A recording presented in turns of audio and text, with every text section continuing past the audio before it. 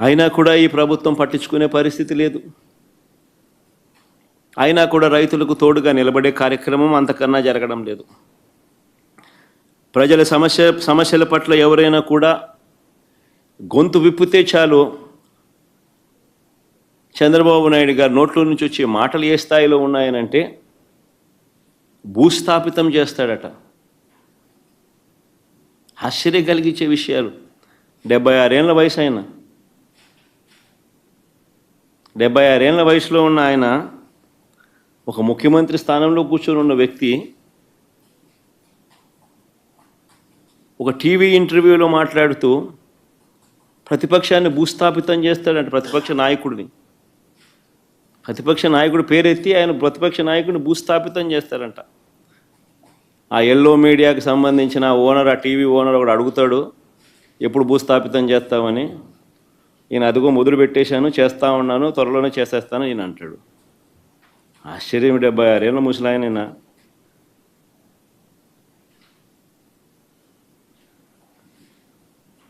ఈ వయసులో red book రాజ్యాంగ పాలన ఏమిటి, ఈ బెదిరింపులేమిటి, వాడిని తొక్కుతా వీడిని తొక్కుతా అన్న మాటలేమిటి?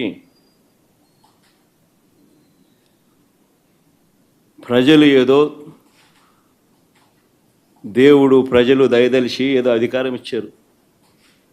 ఇచ్చిన అధికారంతో ప్రజలకు మంచి చేయడానికి పోయి, మంచి చేయాల్సింది పోయి, ఇచ్చిన హామీలను నెరవేర్చాల్సిన బాధ్యతను పక్కన పెట్టి అబద్ధాలతో మోసాలతో పరిపాలన చేస్తూ వాటి గురించి ఎవరైనా ప్రశ్నిస్తే భూస్థాపితం చేస్తాను అనే మాటలు మాట్లాడుతూ ఉన్నాడు ఈ వ్యక్తి.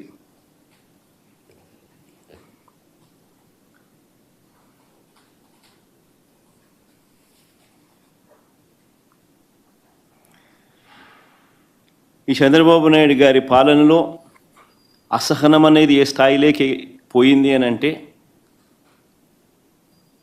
ఏడాది కాలంలో ఈ ప్రభుత్వంలో ఏ ప్రభుత్వము కూడా గతంలో ఎప్పుడు చూడని విధంగా వ్యతిరేకతను చంద్రబాబు నాయుడు గారు ఈరోజు చూస్తూ ఉన్నారు.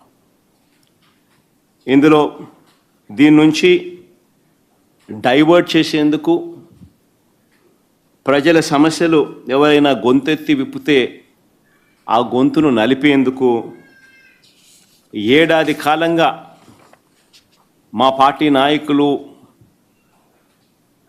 పార్టీ నాయకులపై చంద్రబాబు నాయుడు గారు పెడతా ఉన్న తప్పుడు కేసులు నిజంగా చూస్తే ఆశ్చర్యం కలిగిస్తాయి.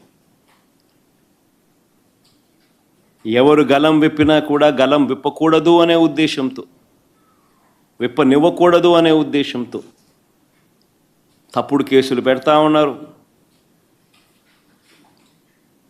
టాపిక్లు డైవర్ట్ చేస్తూ ఉన్నారు. ఈ తప్పుడు కేసుల సాంప్రదాయాన్ని మరింతగా కొనసాగిస్తూ మొన్న కరెక్ట్గా నా ప్రోగ్రాంకు ముందు రోజున టాపిక్ డైవర్ట్ చేసేందుకు ఉపయోగపడుతుందనే ఉద్దేశం కూడా ఒక కారణం. రెండో కారణం, గొంతు నొక్కాలి ఎవరైనా కూడా తనకు వ్యతిరేకంగా మాట్లాడితే అన్న కారణం రెండోది. చెవిరెడ్డి భాస్కర్ రెడ్డిని అరెస్ట్ చేయడం నిజంగా ఆశ్చర్యం కలిగించే విషయం. అసలు భాస్కర్ని అరెస్ట్ చేసిన తీరుని చూస్తే అసలు ఇంతకుముందు మీరంతా కూడా చూస్తూ ఉన్నారు. సంవత్సరం నుంచి ఏ రోజన్నా కానీ భాస్కర్ పేరు లిక్కర్లో ఎక్కడన్నా కనిపించిందా, వినిపించిందా? ఎవడన్నా విన్నాడా? ఎవడన్నా ఎప్పుడన్నా విన్నాడా?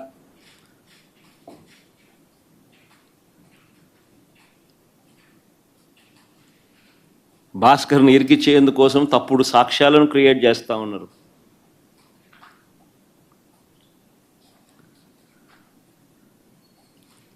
ఆశ్చర్యం కలిగించే విషయం ఏంటంటే భాస్కర్ గన్మెన్ను